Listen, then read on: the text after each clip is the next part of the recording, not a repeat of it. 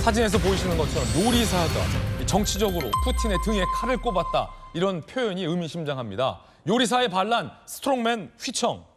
영상으로 그간의 일들 준비해봤는데요. 함께 보시죠. Они нанесли удары, ракетные удары по нашим тыловым лагерям. Погибло огромное количество наших бойцов. От боевых товарищей, которые сражаются сейчас на фронте. Это удар в спину нашей стране и нашему народу. 방금 보셨다시피 푸틴의 최측근 요리사였던 프리고진은 민간 용병 그룹 바그너 그룹의 수장입니다. 함께 러시아 정규군과 용병군, 바그너 그룹의 용병군이 함께 우크라이나를 침공 중인 상황에서 이번 내란이 발생한 겁니다. 36시간의 반란 일치 함께 보시죠. 러시아의 용병 수장 프리고진은 왜 군을 돌려서 모스크바로 진격했을까? 36시간의 반란 일치를 보고 계십니다. 러시아의 점령지인 우크라이나 영토에서 러시아 남부로 군사를 돌렸습니다. 로스토프주를 이 바그너 그룹의 용병이 장악을 했어요. 그리고 24일 오전 10시 푸틴이 방금 들으셨던 것처럼 등에 칼을 꽂았다라고 TV 연설을 합니다. 그리고 바그너 그룹의 용병 군단은 러시아의 보로네시로 진군을 합니다. 모스크바 200km 직전까지 바그너 그룹의 군이 진격을 합니다. 모스크바 코앞까지 진격을 한 셈입니다. 그리고 24일 저녁 8시쯤 벨라루스 대통령이 나서서 협상을 하고요.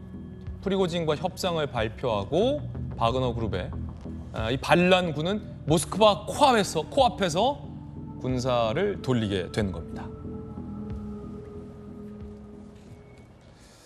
아시다시피 프리고진은 푸틴의 요리사 출신입니다. 어떻게 그런 요리사가 용병 그룹의 수장까지 됐을까요? 함께 보시죠.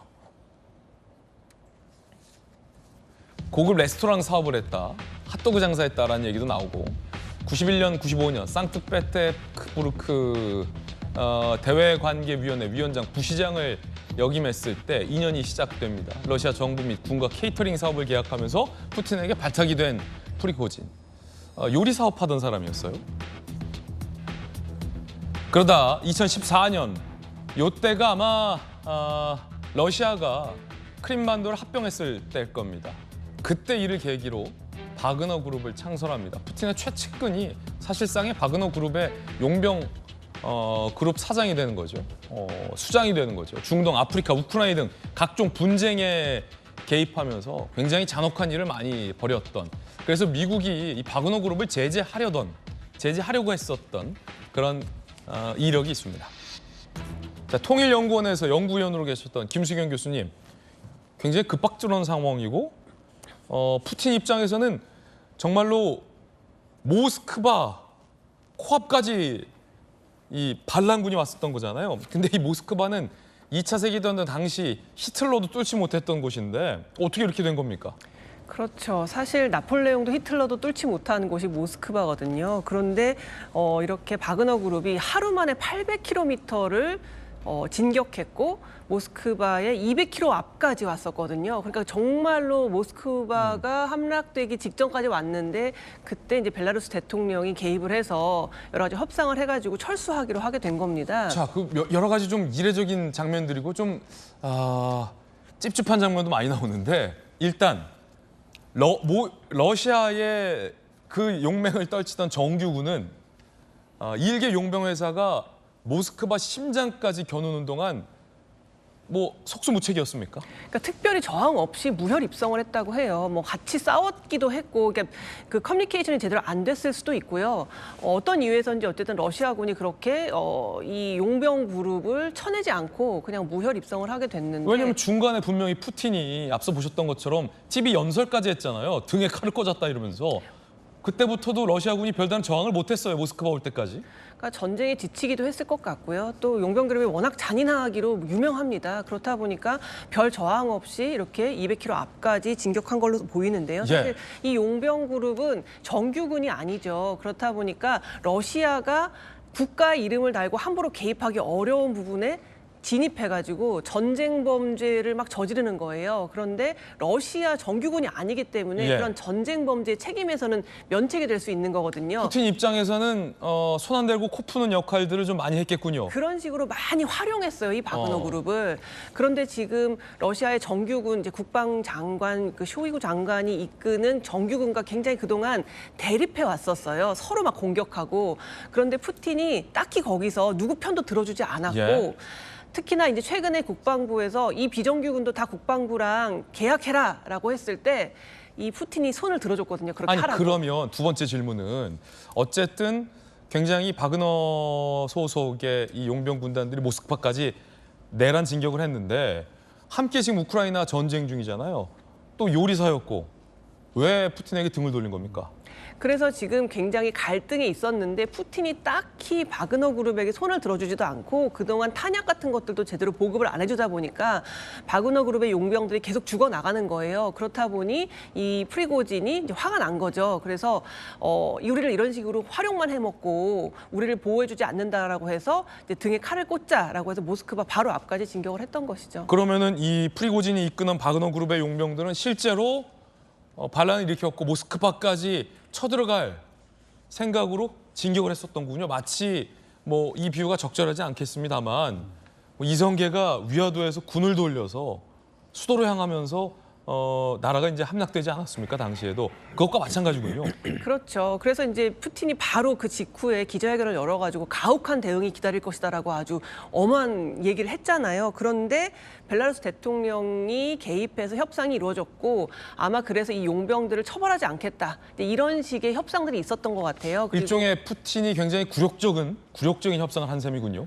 뭐 자르라고까지 현대판 자르라고까지 얘기되는 사실 어떻게 보면 굉장히 강력한 무시무시한 독재자인데 이렇게 반란 그룹에게 모스크바 200km 앞까지 내줬다라는 거는 푸틴의 어떤 이미지나 그의 영도력에 예. 상당한 타격을 가할 수 있어서 비록 군이 회군하긴 했지만 국제사회에서는 푸틴의 어떤 영향력과 그 영도력이 예전만 못할 것이다라는 생각도 관측도 나오고 있고 동아일보 푸틴 파멸의 맥베스 순간 맞았다. 그리고 또 이 회군을 해서 돌아갈 때 러시아 시민들이 막 환영도 하고 그 프리고진에게 하이파이브도 하고 이런 장면들이 나왔거든요. 하이파이브를 했어요. 그렇다 보니까 러시아 시민들도 이제 전쟁이 지긋지긋하기도 하고 이 반란군에 대해서 그렇게 반감이 없구나라는 게 보여진 예. 거예요. 그래서 러시아 시민들의 여론도 심상치 않다라는 얘기들이 나오고 있습니다. 바로 말씀하신 그 장면. 협상 이후에 프리고진이 군사를 빼는 철수하는 장면에서 시민들의 박수를 받기도 했습니다. 그 장면 보시죠.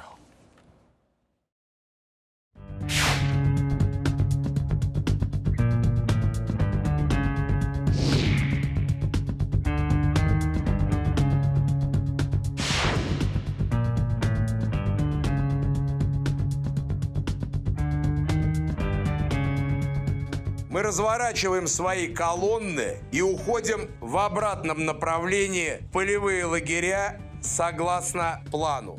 Конечно, волнительно.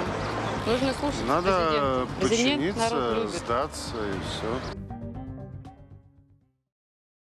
김수영 교수님, 이해가 안 되는 점이 또 하나 있는데 이 결말이 좀 이상해요.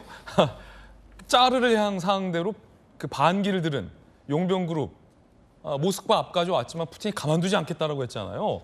그런데 원만하게 협상이 타결되고 처벌하지 않기로 한 것으로 군을 돌렸다? 그리고 벨라루스로 갔다? 그 이면에 무슨 합의가 있었던 겁니까? 아무래도 그렇겠죠. 그 합의의 내용은 무엇인지 모르겠지만 단지 이렇게 순조롭게 협상이 됐을 리 없거든요. 푸틴이 다 내준 거잖아요. 다 안방까지 내줬는데 처벌 없이 그냥 군을 빼게 했다. 그렇죠. 그리고 전 세계에 자기의 등에 칼을 꽂기 직전까지의 모습이 전 세계에 이렇게 생중계됐는데 그냥 우리는 원만하게 합의했고 더 이상 처벌하지 않겠다라는 식의 이렇게 합의가 됐다라는 것 예. 자체가 굉장히 모양 빠지는 일이고 아마도 이면 합의가 있었을 것 같고요. 또 프리고진이 아주 오랫동안 푸틴의 측근이었기 때문에 예. 우리는 잘 알지 못하는 푸틴의 어떤 아킬레스건을 쥐고 있지 않겠습니까? 예를 들어서 뭐 이제 저걸 살려두냐? 푸틴의 기자회견에서는 거의 뭐 살려두지 않겠다. 뭐 이런 결기도 보였었는데 아무 일도 발생하지 않았네요. 그래서 지금 프리고진이 벨라루스로 가기로 했는데 과연 그냥 둘 것인가 혹은 쥐도새도 모르게 또 암살을 당할 것인가 이것도 예. 굉장히 초미의 관심사인 거예요. 그렇군요. 푸틴 같은 강력한 독재자가 이렇게 모양 빠지는 일을 전 세계에 생중계되는 일을 당하고도 그냥 프리고진을 순순히 내어줄까? 그냥 살게 내버려 둘까? 그렇다면 뭔가 이면 합의가 있겠지. 뭔가 프리고진이 절대 죽을 수 없는 패를 가지고 있기 때문에 이렇게 살려둔 거 아닐까라는 생각을 하게 만드는 거죠. 뭐 한때 우리 정치권에서 또 유행했었던 말이 있었는데 아무 말도 하지 않으면 아무 일도 안 일어날 것이다. 뭐 그런 합의가 있을지도 모른다 이런 말입니까? 그렇죠. 뭐 제가 뭐 국제 문제를 다 알 수는 없지만 둘 사이에 분명히 건드리지 못하는 무언가가 있기 때문에 우리가 볼 때는 이렇게 순조로운 합의가 이루어졌지 이면에는 굉장히 서로 아픈 부분들을 갖고 있지 예. 않겠냐라는 추측이 얼마든지 가능한 것 같습니다. 매우 전기가 이상합니다. 원만한 합의라는 대목이 제일 이상합니다.